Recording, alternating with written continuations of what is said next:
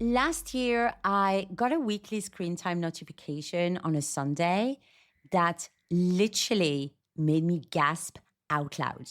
That week, I had spent 18 hours on Instagram. 18!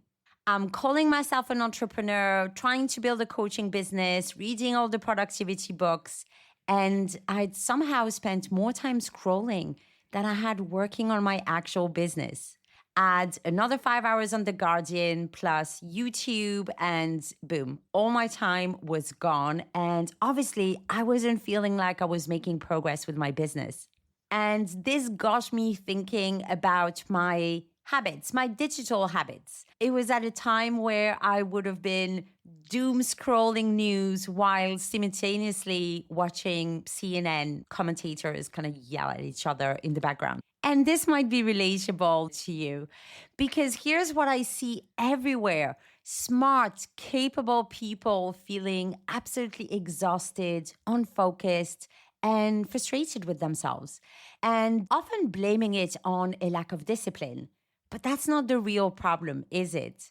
The real problem is that your brain is being robbed, and most of us don't even realize it's happening.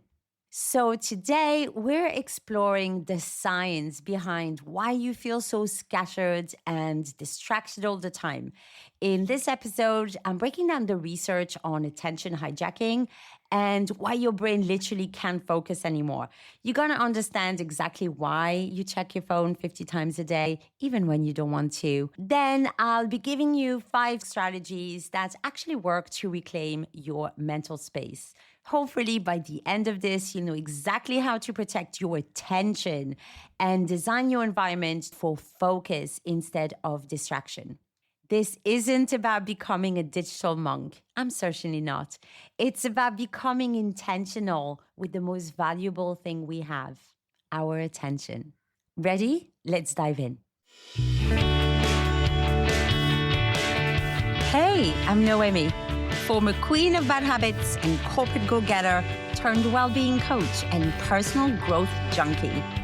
And in a world full of overwhelming wellness advice, we're here to cut through the noise. This is your space to master healthy habits, transform your mindset, own your well-being, and design a life you love on your terms.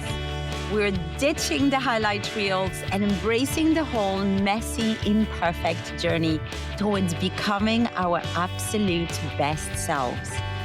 You're the author of your own story. So are you ready to write the next chapter?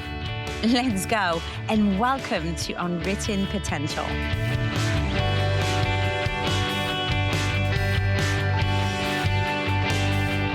So the science here is actually wild, and it explains so much about why you feel the way you do. According to researcher Gloria Mark, the average time we spend on one screen task before switching is just 47 seconds. 47! That's less time than it takes me to boil my kettle. We're switching contexts like 500 times a day and wondering why we feel so scattered. But here's what's happening in your brain when you do this. Every time you switch tasks, your brain has to do what scientists call task switching. It's like changing gears in a car, except way more expensive. Each switch costs you attentional resources. And think of it like mental fuel. When that fuel runs out, you don't just lose focus. You lose your ability to think clearly, make good decisions, and stay present with people you love. And I'm sure you know that feeling, right? At the end of the day, you're exhausted, but you can't even really remember what you did. That's cognitive overload from way too much task switching. It's like trying to run a marathon on 5 sips of water. No wonder you're crawling to the finishing line, wondering why everything feels so hard. But here's where it gets really interesting. This research from Nir Eyal blew my mind because it shows that distraction isn't actually something that happens to you. It's a decision you make. In his book, Nir breaks it down like this. Traction equals anything that moves you closer to your goals. Distraction is anything that pulls you away from your goals. And most distraction, it comes from avoiding discomfort. That might be boredom, stress, difficult emotions, self-doubt. And have you ever noticed how you reach for your phone the moment you feel awkward or uncertain? That's not weakness. That's your brain trying to avoid discomfort by seeking easy, cheap dopamine hits. This is why you interrupt yourself way more than your phone actually interrupts you. Think about it. You check Instagram not because you got a notification, but because you're avoiding that maybe difficult work task. Or you scroll the news not because you need information at this very moment, but because you're avoiding sitting with your own thoughts. I used to listen to audiobooks in the shower. That's not multitasking, that's avoiding stillness. Your brain thinks silence and boredom are dangerous, so it reaches for stimulation, even when that stimulation is making you more anxious and more scattered. And knowing this changes everything because if distraction is a choice, that means focus can be a choice too. So now that we understand what's going on, what can we do about it? And I wanted to share with you 5 strategies to help you reclaim your brain and reclaim your attention. And the first strategy is do a brutal attention audit. Like track everything for 1 week. Where is your attention actually going? How are you spending your attention? What are the apps that you're using, the digital devices that you're using, the websites you're using? And one tool that might be useful for this is most phones and most digital devices have a screen time report at the end of the week. That's the one that made me gasp. But also track things like how many times I switch from one window to another on my laptop, or one browser tab to another, how often I open my email app. And when I did this after my 18-hour Instagram disaster, I was absolutely horrified. I was calling myself a wellness coach, but behaving like a content junkie. Obviously, I felt scattered. So here's your homework. Set a phone timer for random times throughout the day. And when it goes off, write down what you were just doing. Was it traction or was it distraction? No judgment here, just awareness, just data. You can't change what you don't measure. The second strategy, and this one's a game changer, turn off 90% of your notifications. I'm not joking. I haven't had email notifications, breaking news alerts, WhatsApp group notifications for years. My phone goes into sleep mode after 9 p.m. If it's urgent, people will call twice. Otherwise, it will wait. My iPad has been on Do Not Disturb for like 6 months.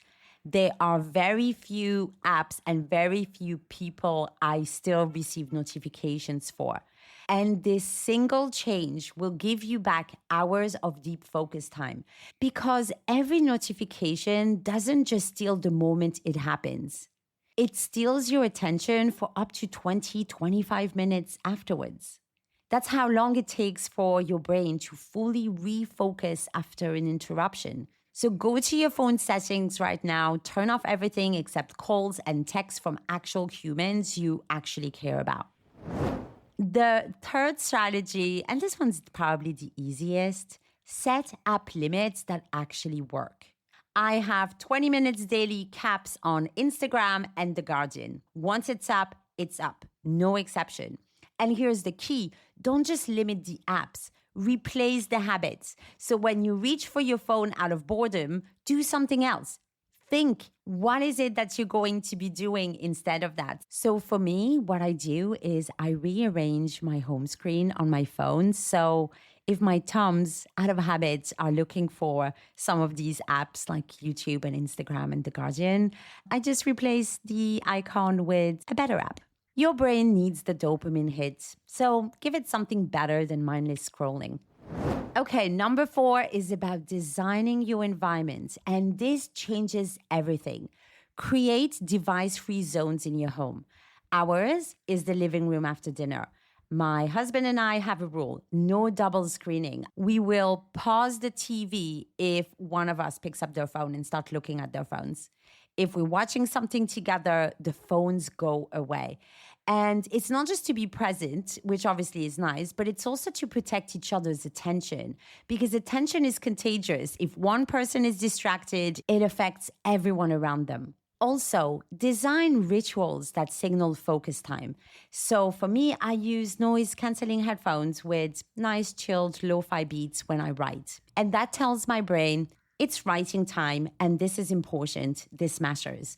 Like your environment is actually so much stronger than your willpower. So design it to support the person you want to be. And number 5, this one's my secret weapon. Schedule, scatter, focus time. This comes from Chris Bailey's research in hyperfocus. And every afternoon, I spend 15, 20 minutes letting my mind wander.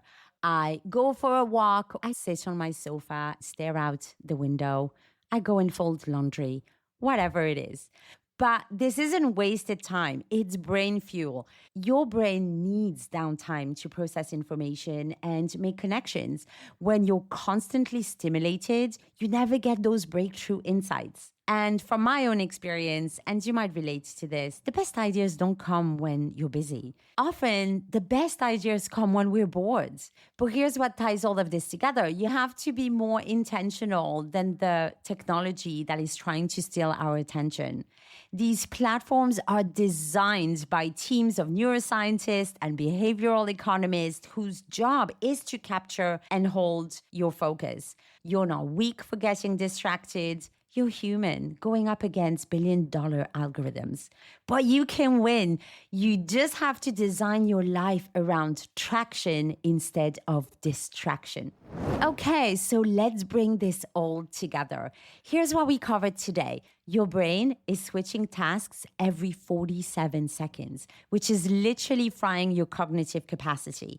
But distraction isn't happening to you. It's a choice you make to avoid discomfort.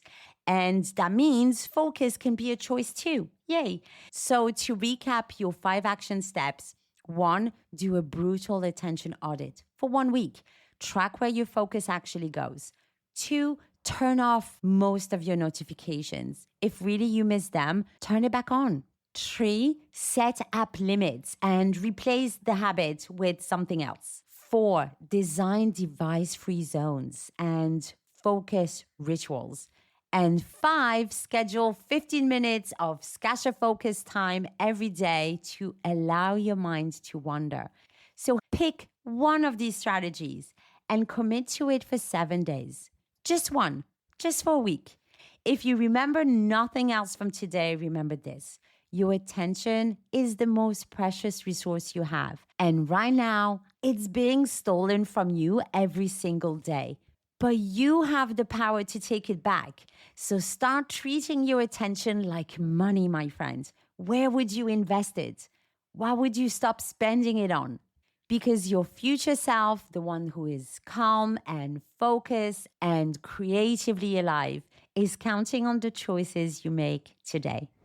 If you're still here, thank you so much. I hope you enjoyed this episode. Feel free to share it if you think that someone might need it. And if you enjoy this, you will love my newsletter, where every week we do a deep dive. I'll share insights, guides, tools, and extra tips. So if you enjoyed this, feel free to visit unwritten.coach. That's unwritten.coach.